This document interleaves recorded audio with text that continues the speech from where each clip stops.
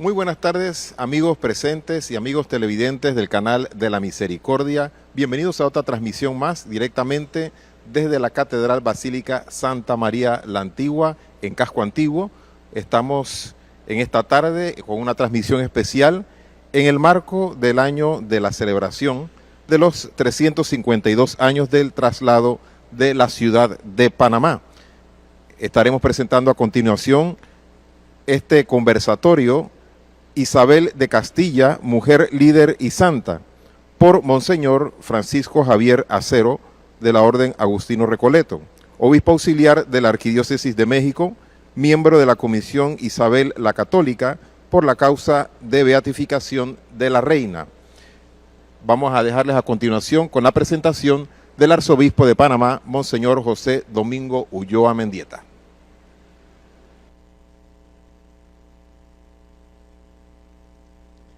En el marco de la celebración de los 352 años del traslado de la ciudad, ofrecemos este conversatorio Isabel de Castilla, mujer, líder y santa, por Monseñor Francisco Javier Acero, de la Orden Agustina Recoleta, obispo auxiliar de la Arquidiócesis de México y miembro de la Comisión Isabel la Católica para la causa de beatificación de la reina.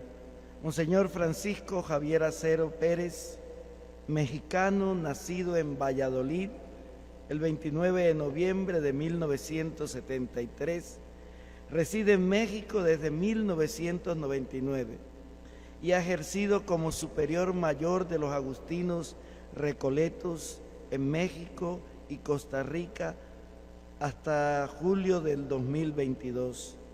El 15 de septiembre del mismo año, Su Santidad, el Papa Francisco, le nombra obispo auxiliar titular de su pasar y auxiliar de la Ciudad de México. Su ordenación episcopal tuvo lugar el 18 de noviembre del 2022 en la Basílica de Guadalupe. Es licenciado en Teología por la Universidad de Navarra, España, máster en Psicoterapia Gestal por el Instituto de Terapia Gestal de la región Occidente de México y licenciado en Psicología por la Universidad Intercontinental, diplomado en Planeación Pastoral Participativa en la Universidad Pontificia de México, profesor en la misma universidad en la licenciatura de Teología Pastoral y en la maestría de Teología y Psicodinámica de la Familia. Durante 13 años ha ejercido como párroco acompañante y capellán del Hospital General, del Hospital Infantil Federico Gómez y del Centro Médico Nacional Siglo XXI en la Ciudad de México. Ante las necesidades urgentes, humanas y espirituales surgidas de esta realidad, fundó, junto a sus hermanos Agustino Recoleto, el Centro de Acompañamiento y Recuperación de Desarrollo Integral CARDI. Ha trabajado pastoralmente con las Juventudes Agustina Recoleta. Ha ejercido como director titular del Colegio Fray Luis de León y como miembro del equipo de formación del seminario. Ha escrito columnas mensuales en periódicos y revistas de carácter altruista, además de compartir pláticas sobre comunicación institucional en diversos foros. Hoy acompaña a la Vicaría de Laicos en el Mundo con sus 13 dimensiones, desde Cáritas hasta el diálogo interreligioso. También acompaña la Comisión de Prevención y Protección al Menor y la Oficina de Comunicación de la Arquidiócesis de Panamá. Escuchemos con atención a Monseñor Francisco Javier Acero Pérez.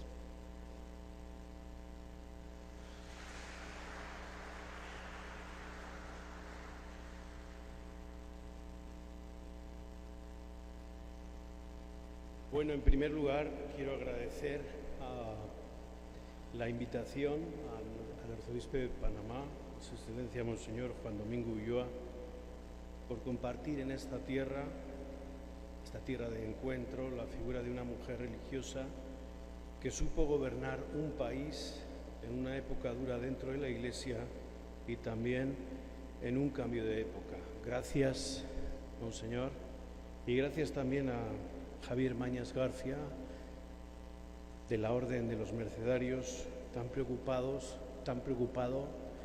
y ocupado a la vez por rescatar y mantener este hermoso centro histórico de esta gran ciudad de Panamá. En esta conmemoración de los 352 años del traslado de la antigua ciudad de Panamá, coincidiendo con grandes historiadores como García Paredes, que dicen que la fecha de la fundación pues no es otra que 1519, cuando el segoviano Pedrarias Dávila, fundador y gobernador de esta tierra, sienta las bases en la nueva capital del sur.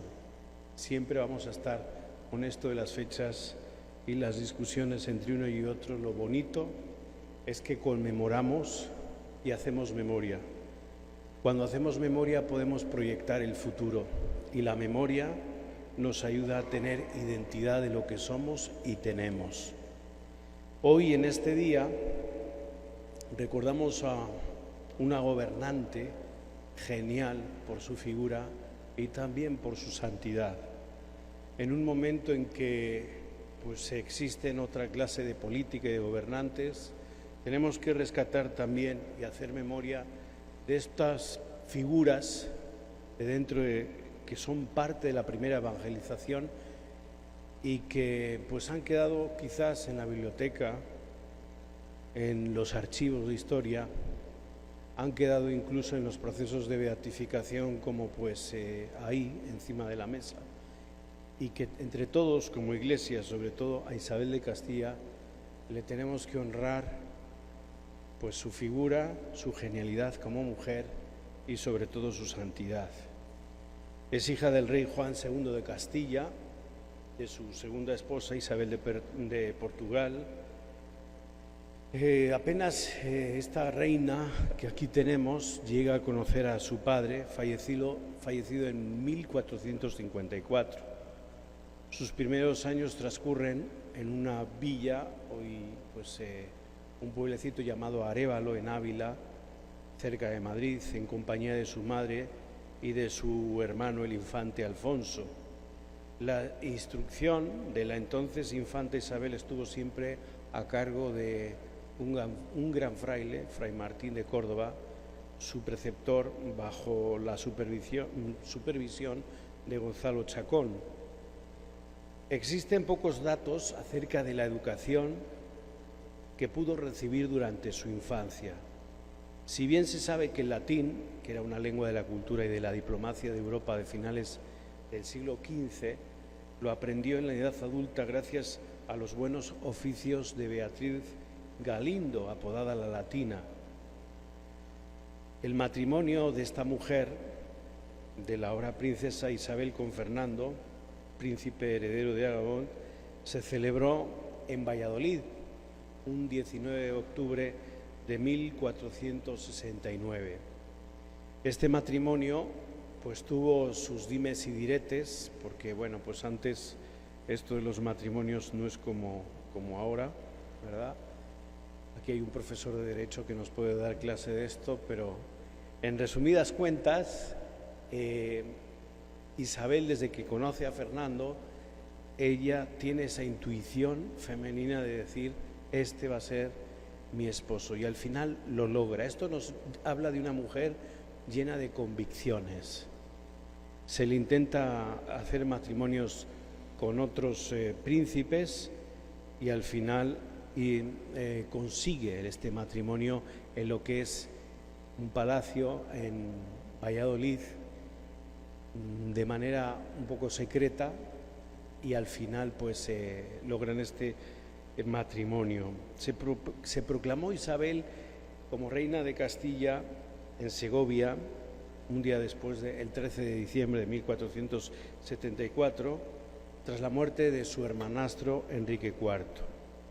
Y siempre la preocupación de esta reina fue la unidad frente a las pretensiones de otros primos que querían el poder para otros fines. Al final, a través de acuerdos y consensos, se llega a que en muchos de nuestros lugares donde estamos aquí en América Latina vemos el castillo y el león. Esto es producto de este matrimonio Castilla y León, el reino, luego después el reino de Aragón, el escudo de España realmente, que por ahí está en algunos lugares, en algunos monumentos históricos, fruto de este matrimonio. Y aquí es donde realmente se da todo un programa de nación y empieza lo que es la unidad española. Pero no solamente es esto, ¿no? Lo que es la unidad de una nación, sino la política religiosa ocupó también un lugar destacado entre las preocupaciones de esta reina, en donde secundó los planes de reforma del clero español auspiciados por un fraile, Fray Hernando de Talavera, y del futuro cardenal Cisneros. Apoyó también el establecimiento de una nueva Inquisición que debía velar por la fe, y con el propósito de avanzar en la consecución de la unidad religiosa, hizo unos decretos por el bien de estas poblaciones, tanto musulmanes como judíos, para poder establecer la paz. Dos de los grandes acontecimientos del reinado de Isabel tuvieron siempre un matiz religioso. El primero, la toma de Granada, el 2 de enero del año 92, que puso fin a ese proceso de reconquista cristiana en el siglo VIII, y el segundo, el gran encuentro entre dos culturas aquí en América por Cristóbal Colón ese mismo año. La soberana, ya sabemos que esta reina fue la que financió todos estos primeros viajes, pese a las dudas del rey Fernando en cuanto a la viabilidad del proyecto. Y lo más grande de esta reina es que lo que quería era estimular campañas de evangelización en estos territorios. En 1496 fue el Papa Alejandro VI que concedió a los monarcas el título honorífico de los reyes católicos. En algunos sitios se dice Isabel de Castilla, en otros se le dice Isabel la Católica.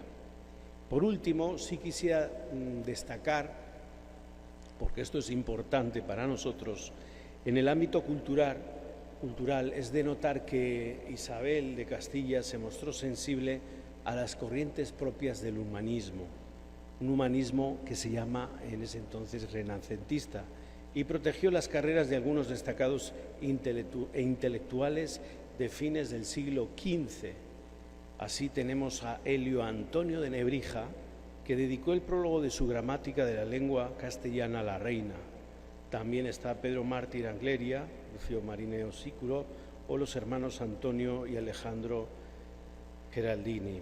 Quisiera hablar de la gramática de Nebrija porque tiene una importancia histórica para América Latina. Después de la gramática de Nebrija está la gramática de los náhuatl. Esta está en México, en donde estoy yo.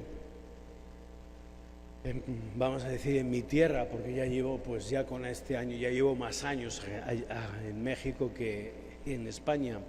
Y sí les puedo decir que estas cosas no se saben y se cree que la segunda gramática es la inglesa y después la francesa, y para nada.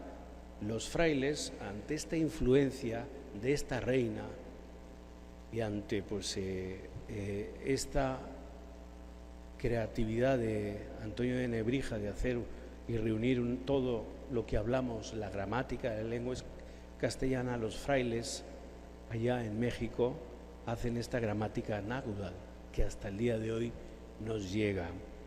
Isabel de Castilla, Isabel la Católica, falleció en Medina del Campo el 26 de noviembre de 1504.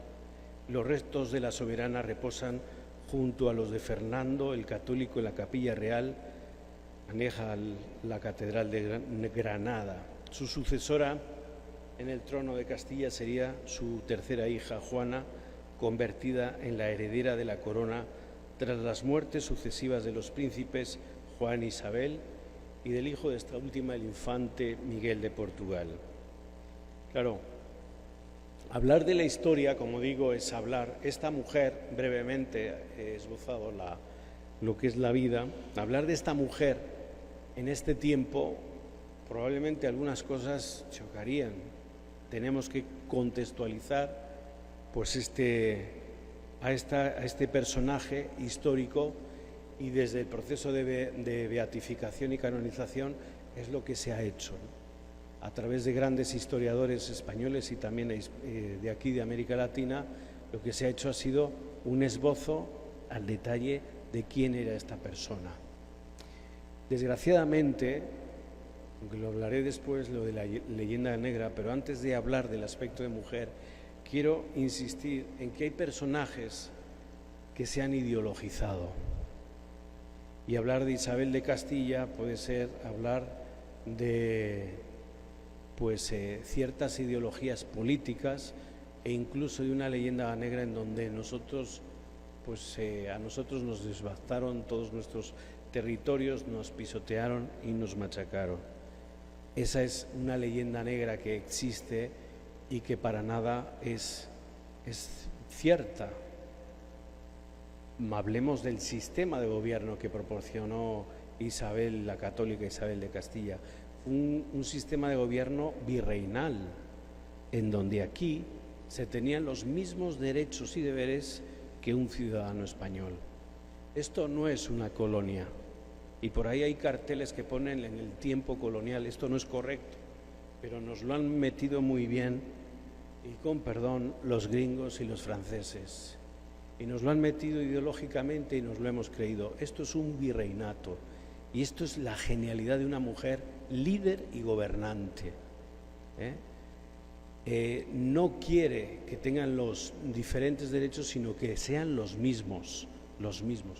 Otra cosa es la aplicación que se hace en los territorios, pero sí, en esto sí quisiera insistir en este rubro, por lo menos. Como mujer, Isabel comenzó a reinar a los 23 años de edad, y su estilo nos hablan de que es claro, directo, sobrio y austero. Los hitos fundamentales del reinado de Isabel en el marco del matrimonio realizado en la ciudad de Valladolid, como ya he dicho, eran estos dos: la unidad dentro de España, dentro de la nación, el descubrimiento de América y sobre todo estas reformas del clero dentro de la política religiosa. Supo rodearse de grandes colaboradores. Se dice de uno que se llamaba el Gran Capitán, Fray Hernando de Talavera, el cardenal Mendoza y el cardenal Cisneros. Eran de lo mejorcito que había ahí, y supo rodearse de todas estas personas, que alguno de ellos hasta fungió como confesor. El Gran Capitán, por ejemplo, reformó el ejército, y los dos últimos, el cardenal Mendoza y Cisneros, iniciaron un proceso de reformas en las órdenes religiosas. Si observamos en su vida, las decisiones no las hace por sí solas, reza, escucha a sus directores espirituales y es coherente con lo que decide, asumiendo en algunos casos sus errores y cuidando siempre la dignidad humana. Supo mantener una imagen muy estricta, concorde sin duda a sus convicciones de honestidad y pudor, como expresión ideales de pureza y castidad personales, aunque también así se transmitía un mensaje de orden político, porque muchos recordarían las malas costumbres de Enrique IV, el antecesor, y la desenvoltura de la reina Juana y de sus damas, que tuvo muchos malos frutos. He de decir también que dentro de lo que es su política exterior, con ella empezaron los primeros protocolos que hoy se conservan dentro de la Casa Real Española para recibir a lo que son los embajadores, y a la vez es la primera nación en la que se establecen unas relaciones diplomáticas con el Vaticano, con la Santa Sede. De hecho, La embajada española en el Vaticano, en la Santa Sede, es la más antigua de las que hay allá. De modo que la opinión de sus cronistas y cortesanos también en este aspecto fue unánime. Hay un sacerdote que alaba su poder y pureza de costumbres y dice así: castísima, llena de toda honestidad,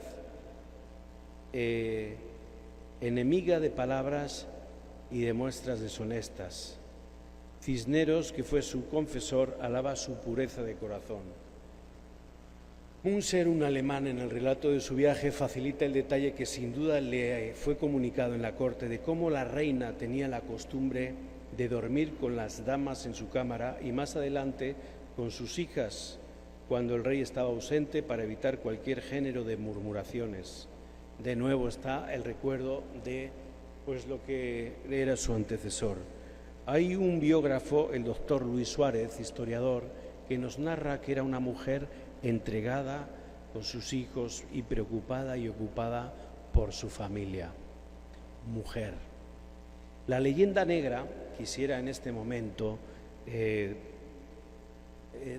compartir un poquito de todo este término utilizado para definir la imagen negativa que algunos historiadores y autores extranjeros han dado de España y de los españoles a lo largo de la historia.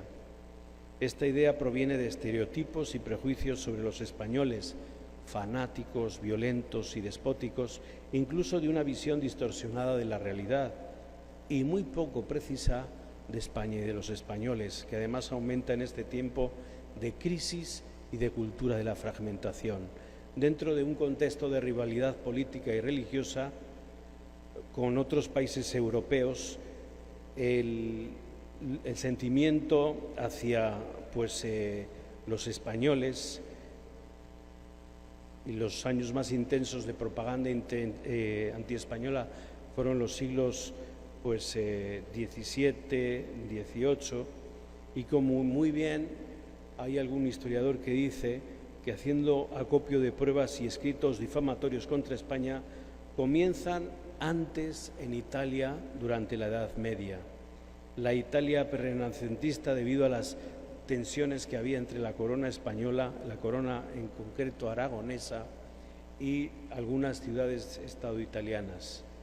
Y para estos historiadores la leyenda negra fue durante siglos una de las alucinaciones colectivas más significativas del Occidente y precisamente por esto la más afanosamente divulgada y asimilada por todos.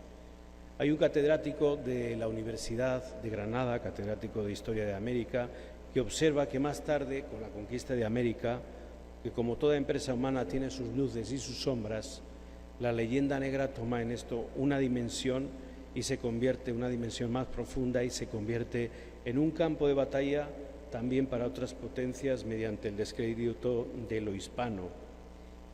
Semejante estrategia hundía sus raíces, como digo, en esa Italia medieval y fue una maniobra de propaganda bien planificada, fundada en esa rivalidad humana como está el campo político y el campo religioso.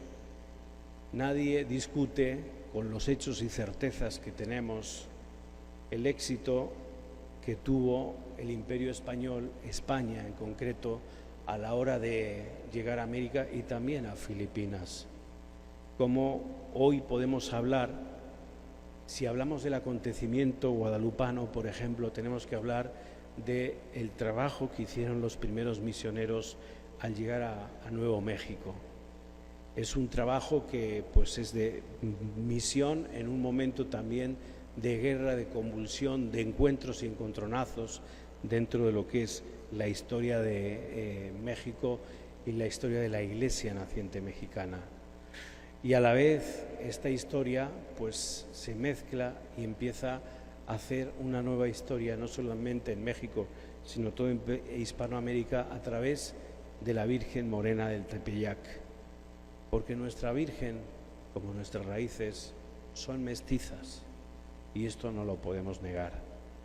¿Cuántos de nosotros tenemos nuestras raíces en España y cuántos de nuestros parientes españoles tienen raíces en América Latina?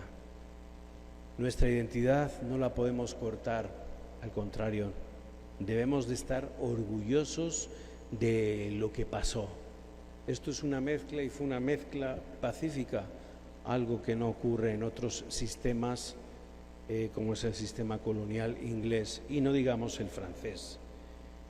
Y hablando de francés, un historiador francés decía que a nivel académico todos los historiadores, sean o no españoles, están de acuerdo en subrayar que las acusaciones que contiene la leyenda negra contra España son falsas, de mala fe y muy exageradas. Y en este aspecto hay unanimidad. La Iglesia y el mundo están en deuda con la reina, esta gran reina, que fue capaz de defender los derechos de los habitantes de los pueblos originarios. Si bien su causa está en Roma, los problemas para beatificar a esta gran reina no son políticos, aunque así parezcan. Las soluciones con el mundo judío y musulmán se dieron para evitar un enfrentamiento entre los cristianos, entre estas dos poblaciones, sabiendo que, por ejemplo, la conquista de Granada se realiza por un servicio prestado a la Iglesia por parte de los reyes católicos, como lo reconoce la bula Siconvenit del Papa Alejandro VI. Y la guerra de Granada no la iniciaron los reyes católicos, fue el emir de Granada, Muley Hazen, el que se apoderó violentamente el año 1481 de Zahara de la Sierra, lugar que controlaba el camino entre Sevilla y Cádiz, esclavizando así a su población y rompiendo reglas pactadas. Y en cuanto a la expulsión de los judíos, con la cabeza en este tiempo, debemos observar que el régimen de tolerancia y protección de los judíos fue suprimido como castigo por haber faltado al pacto al que estaban sujetos al atraer a los neoconversos al judaísmo.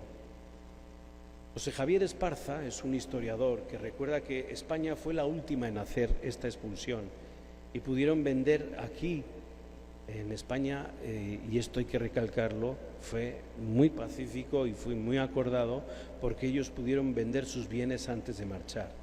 Los reyes católicos en su proyecto político aspiraban a una sociedad pacífica y unida. La unidad en la fe católica era siempre el objetivo. Para ello tenían que lograrse la integración plena de los judíos conversos, pero esta se veía siempre dificultada porque gran parte del pueblo los consideraba sospechosos. ¿Por qué?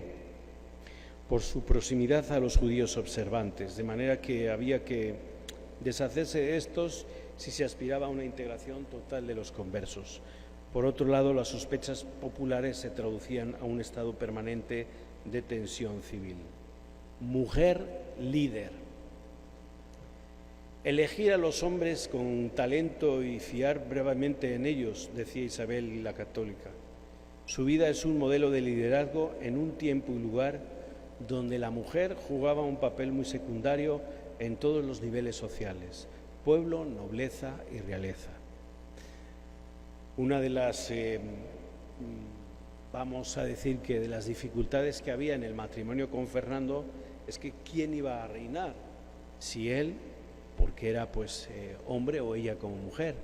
Y en esto se ponen de acuerdo porque son los dos los que reinan, incluso hay bromas sobre esto, ¿no? Cuando pues reinan los dos y es la firma de los dos en la que aparece en todos los documentos.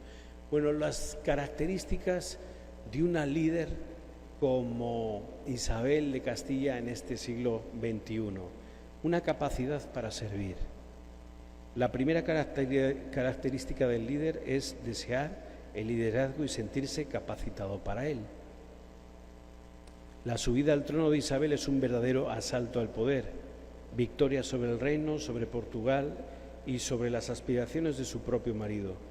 Sus derechos a la corona no eran evidentes. Disposición en una situación difícil.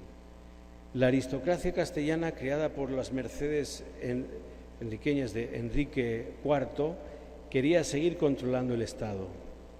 Los nobles rebeldes depusieron a Enrique IV e instalaron el trono del hermano de Isabel, que luego murió. Ante esta muerte se cambian los planes. Aquí aparece Isabel dentro de un momento de situación de cambios sociales en donde aparece esta esperanza al trono. Cuando decimos estos deseos de poder y esta situación y esta aparición en la situación difícil, ella lo entiende como un servicio al pueblo, no un servirse del pueblo. Y a veces estas carambolas pues no dejan de ser diosidencias, que digo yo, coincidencias llenas de Dios, en donde nadie creía que Isabel iba a ser reina, y luego es reina no solamente de Castilla, sino de Castilla, de León, de los reinos de Aragón, del reino de Granada, de toda España, y a la vez está preocupada porque en América el Evangelio se extienda por todo el continente.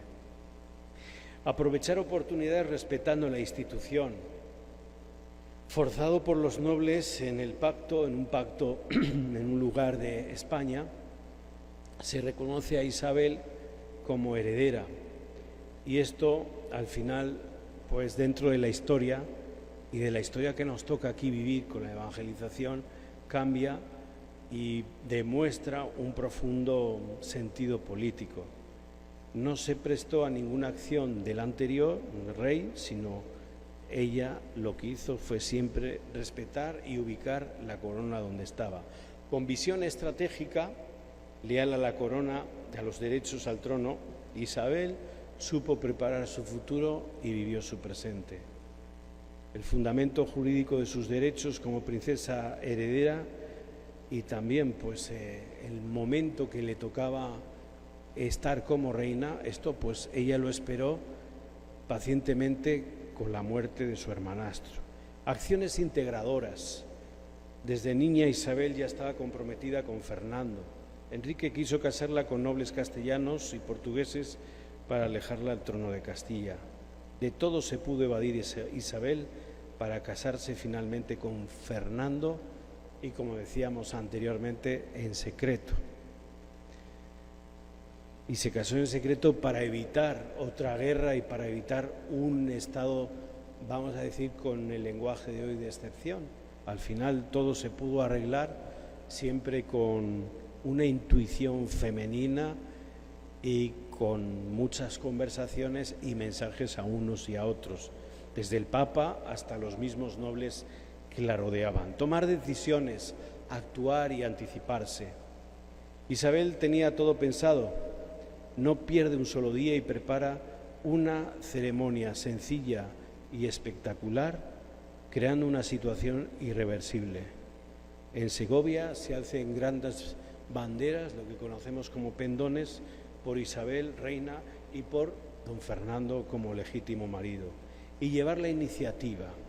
Su proclamación cogió a todos desprevenidos, el factor sorpresa, incluso al mismo Fernando. Reducido a rey consorte, Isabel creaba una situación así nueva, con una política de hechos consumados, reconocer el nuevo poder o oponerse a él sin término medio. Flexibilidad negociadora y ejercicio de servicio. La autoproclamación suscitaba oposición de Fernando como rey. Los nobles opuestos al poder real y Portugal, contrario a un bloque hegemónico entre Castilla y Aragón. Isabel negoció con su marido, negoció incluso con la Iglesia para las reformas, negoció para que las leyes que aquí se aplicasen literalmente. Era una mujer que sabía dialogar, pero para dialogar antes hay que escuchar. Y esta es una de las, creo, habilidades que hoy nos podemos llevar de una gobernante que no actuó con el hacha y el martillo, como creen algunos, sino que siempre desde una actitud de escucha y diálogo por el bien del Evangelio. Flexibilidad negociadora y ejercicio de servicio. Y el yugo y las flechas. El yugo y las flechas, que en España, pues esto es lo que yo creo que más ha alejado la figura de Isabel y hay que volverla a actualizar, porque no son el signo de un partido político o de un momento triste en España. El yugo y las flechas pues son la firma, estampadas de tanto Isabel y de Fernando. Las iniciales de sus nombres están grabadas en monedas, libros, documentos y edificios. El águila, el escudo de España, el yugo y las flechas no son el escudo de un momento histórico de España. El águila no es de un personaje en España. El águila es de San Juan, al que le tenía gran devoción. El yugo y las flechas es pues esa energía de Isabel tomada desde el primer momento, y es esa firma estampada entre los dos. El reinado de Isabel y Fernando, como el de todo gran líder, culmina en algo muy superior a lo que empieza. Descubrimiento de un nuevo continente desde la posición europea, posicionamiento de España como potencia mundial y a la vez la toma de Granada, el nuevo inicio de una España católica, vamos a decir una España cristiana, y a la vez una España unida. El liderazgo excelente reside sin duda tanto en mujeres como en hombres, pero el liderazgo de Isabel y el de Fernando transformó el mundo de entonces, la historia moderna, el nuevo sistema económico, las nuevas relaciones diplomáticas empiezan ahí. Y, por supuesto, la extensión del Evangelio al continente americano. Recordemos que entonces también la Iglesia y el Estado estaban mezclados. Por eso no podemos juzgar con los ojos de ahora lo pasado. Isabel de Castilla se tuvo que enfrentar al Papa Borgia. Ella trató, dentro de los que los papas Asisto IV, Inocencio VIII y sobre todo a Rodrigo Borja, español de origen, sobrino de Calixto III, Alejandro VI. Bueno, pues una vez elegido Papa desencadenó y se involucró en varias situaciones políticas, en intrigas y en tormentosas relaciones internacionales. Este Papa, con vida poco ejemplar, estuvo sembrada también de escándalos. Cuando Borja es elegido Papa, la reina Isabel queda desconcertada y calla. Y cuando el Papa celebra por todo lo alto la boda de una hija suya, Lucrecia, encuentra la ocasión para decirle algo, aprovechando su condición de compatriota y allegada. Isabel no se hace al chisme. Isabel lo que hace es enfrentar las situaciones. Esto todo sucede en Medina del Campo, al norte de Madrid, una villa muy famosa en aquel tiempo y también hoy, muy cerquita de donde nace ella. En la misma pila bautismal más adelante se bautiza un obispo que también está en proceso de beatificación, conocido el Tatabasco, en donde los pueblos originarios purépechas lo tienen en México como santo. El pueblo lo tiene como santo al Tatabasco. A la Iglesia le hace falta proclamarlo, ¿no? Isabel de Castilla, paisanos los dos. Isabel de Castilla, yo les puedo decir lo que me he encontrado en México y también en España, pero en México me ha asombrado lo que se le quiere y lo que se le extraña también su proceso de beatificación y canonización. Porque es una mujer que hoy en día, en este cambio de época, nos dice muchas cosas y a veces nos da soluciones o estrategias para los problemas que nos estamos enfrentando. Bueno, es a través del nuncio donde llegan estos diálogos desconcertantes, tanto de Isabel por estas decisiones del Papa como del Papa. Isabel se enfrenta con varios problemas, pero ella siente en toda su alma un amor a la Iglesia. Por eso ella plantea eficazmente una reforma en la Iglesia española mucho antes que la de Lutero, y que la Iglesia jerárquica afrontará a lo largo de su periodo. Isabel consiguió la reforma del clero, de las órdenes religiosas, y a partir de ahí la Asamblea de la ciudad de Sevilla, que expuso al Papa Sisto IV el amplio programa de reformas monásticas planificado por los reyes católicos y también de costumbres públicas. Con ello perseveró a España de guerras religiosas que ensangrentaron después a Europa y preparó la Iglesia para la evangelización de América. Y quiero compartir, y ya con esto voy terminando, para que no se duerma alguno, 3 razones de su santidad. La primera, una mujer fuerte y una mujer, como dice el libro de los Proverbios, una mujer fuerte, ¿quién la hallará? Cuando se propone a alguien para ser canonizado, es necesario y fundamental demostrar que participó las virtudes, que practicó las virtudes en un grado superior al que se puede ver en un cristiano normal, es decir, en un grado heroico. Isabel dio en este sentido grandes ejemplos, como así lo reconocía un cronista suyo. Cuando tuvo que escribir acerca de su fallecimiento, este cronista lo comparó como el espejo de todas las virtudes. También dentro de la gente que conocía de cerca a Isabel, dando su testimonio, decía que fue una mujer muy esforzada, muy poderosa, prudente, sabia, honesta, casta, devota, discreta, cristianísima verdadera, clara sin engaño. Y aquí cierro comillas. Para poder vivir esta fe, Isabel se convierte en mujer de oración. Y por ahí en algún museo ustedes verán, incluso ha habido facsímiles sobre la liturgia de las horas de la reina Isabel, que ella utilizaba y ella rezaba. Era una mujer de verdadera oración.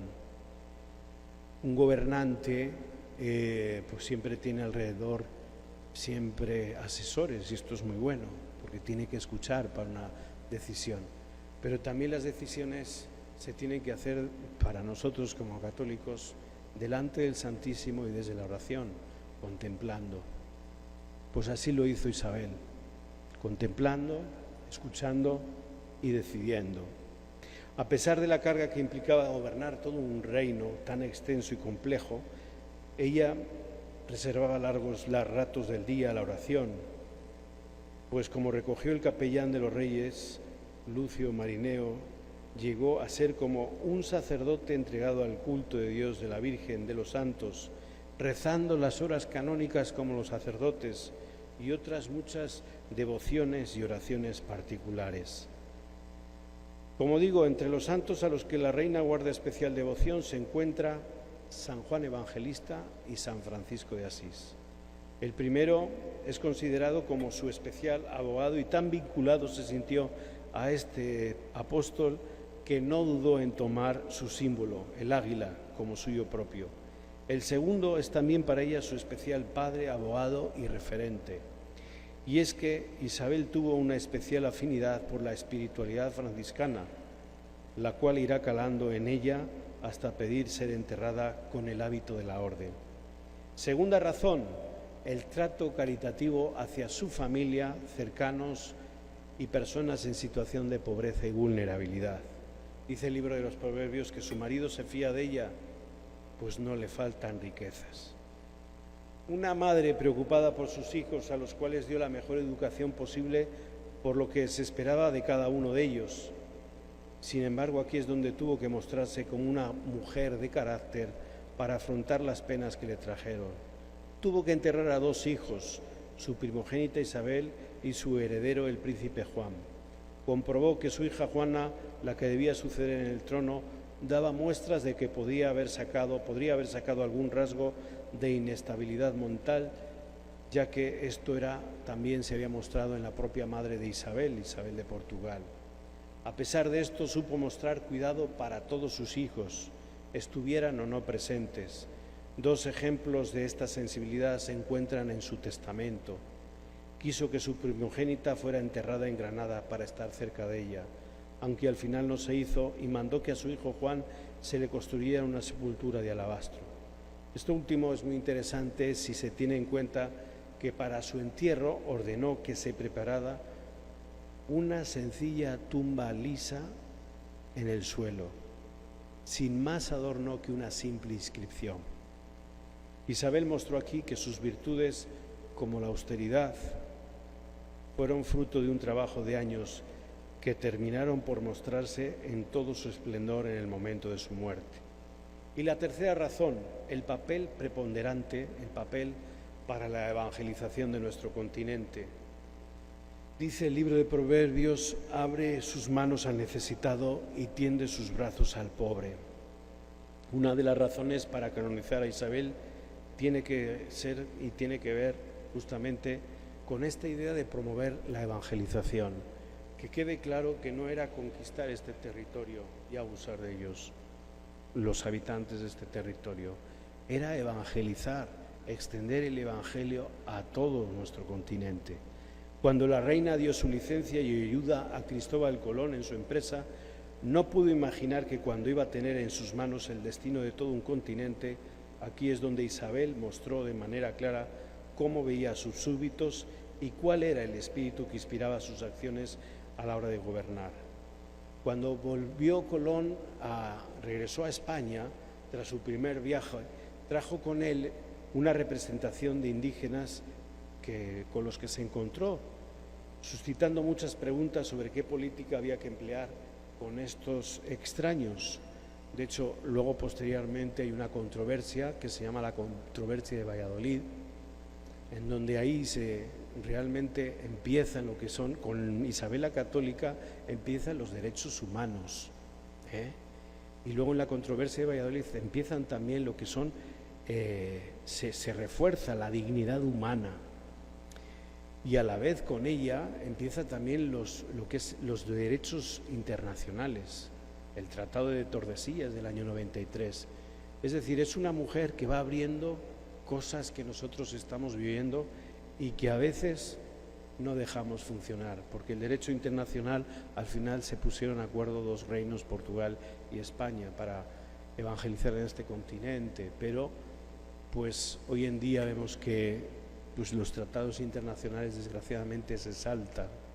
Por eso siempre digo que es bueno acudir a la memoria para proyectar el futuro.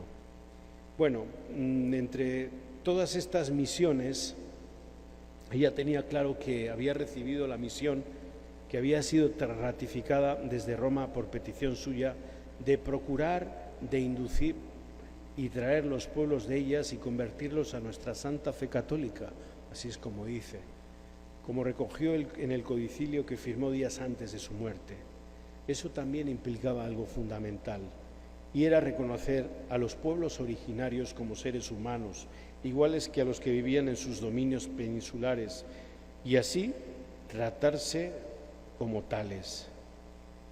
Y así es como pone en su testamento: no consientan ni den lugar que los indios, vecinos y moradores de las dichas Indias y tierra firme, ganadas y por ganar, reciban agravio alguno en sus personas ni bienes, mas manden que sean bien y justamente tratados, y si algún agravio han recibido, lo remedien y provean. Además, a la vista de esto, podemos entender que así fue la manera en la que Isabel quiso gobernar todos sus dominios. Este papel tan humano y tan cristiano ha conseguido que le lleguen toda clase de reconocimientos desde el mundo hispanoamericano. Es verdad que se levantaron en una época estatuas en su honor a lo largo de todo el continente, recordando su papel como madre del Nuevo Mundo. Es verdad que la ideología de la historia, a la que algunos se empeñan, quieren meternos otras historias y sacar otras estatuas. Por eso, pues nosotros tenemos que seguir impulsando estos valores y estas virtudes de esta gran reina desde los datos ciertos de los hechos y acontecimientos.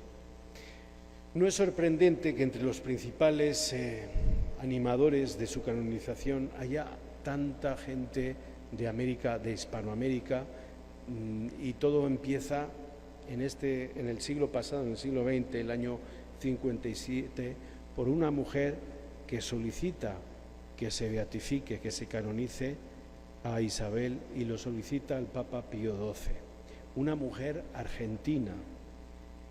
El proceso de su beatificación, pues ya hemos visto pues cómo se va reconociendo poquito a poco desde sus virtudes heroicas.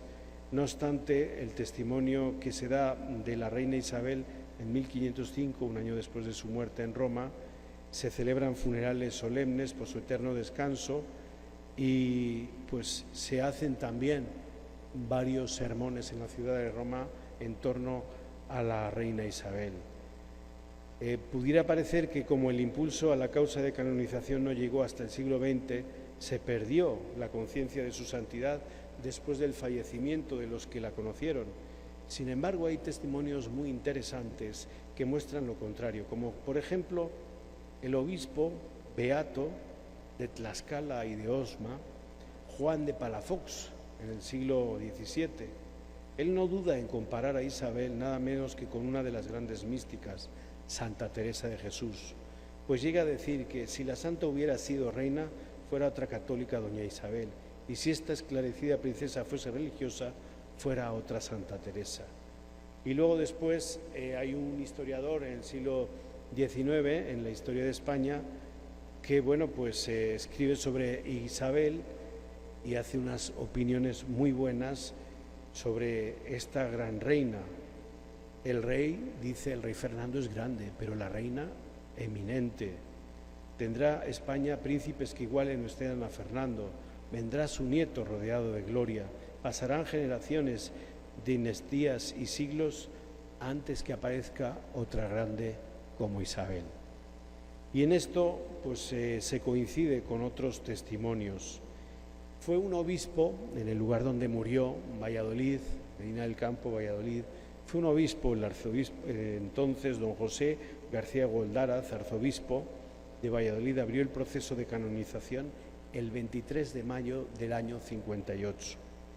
El 25 de mayo del 2002 se realiza la primera reunión de la comisión en Valladolid con un informe médico muy favorable sobre un presunto milagro estudiado en Roma. Con el cardenal don Ricardo Blázquez se presenta una documentación con las cualidades extraordinarias y virtudes y vida ejemplar de Isabel la Católica.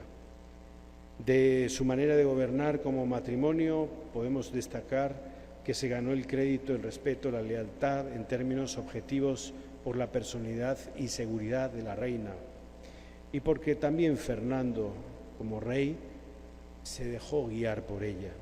Quiero concluir diciéndoles que Isabel de Castilla inició una globalización y una defensa de los derechos humanos desde la fe poco reconocida por nuestra Iglesia, a la que tanto defendió en tiempos duros.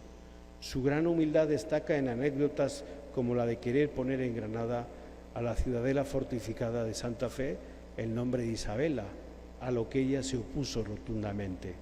Como iniciadora de reformas estructurales de la Iglesia en su tiempo, en ese cambio de época, no deja de ser un referente en orden de la fe, la esperanza y la caridad.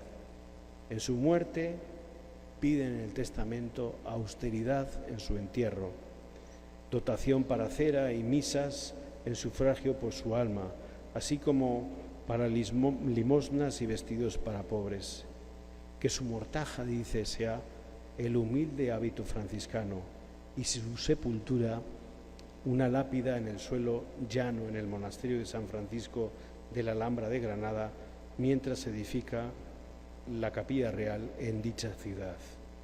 Pues queda, yo personalmente pues sí soy devoto de esta gran reina, no deja de ser un referente para todos nosotros, un referente como líder mundial, hoy se diría como estadista, un referente como mujer y a la vez como santa. Nos toca ahora a todos nosotros el hecho de poder difundir la vida de esta santa en estos tiempos en donde hay muchas guerras, como dice el Papa Francisco, y en estos tiempos en donde se tiene que defender el techo, la tierra y el trabajo.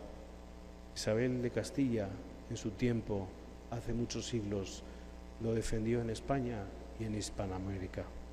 Que ella interceda por nosotros y que pues nos haga no solamente verdaderos devotos de ella, sino que nos lleve a Jesús para poder defender la verdad que siempre nos hará libres. Muchas gracias.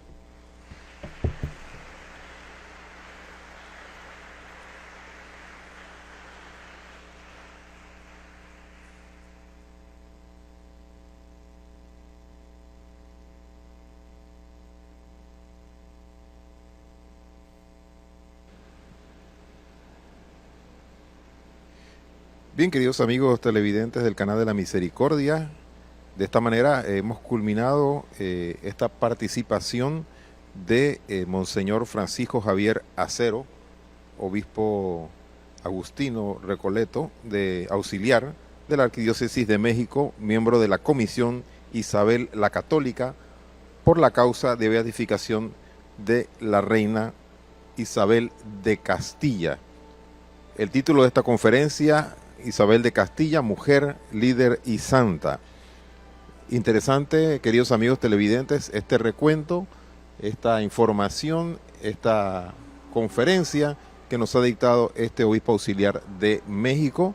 Y a continuación, en algunos instantes, vamos a transmitir la Santa Eucaristía, donde también estará participando nuestro arzobispo, el invitado especial, el obispo auxiliar, Monseñor Francisco Javier Acero, y demás sacerdotes, cardenal José Luis Lacunza, y demás sacerdotes que también estarán acompañando en esta Eucaristía que transmitiremos con mucho cariño directamente desde aquí de la Catedral Basílica Santa María la Antigua en Casco Antiguo. Así que vamos a continuación a hacer un cambio y pronto regresaremos con más directamente desde la catedral, así que le decimos a los estudios, adelante.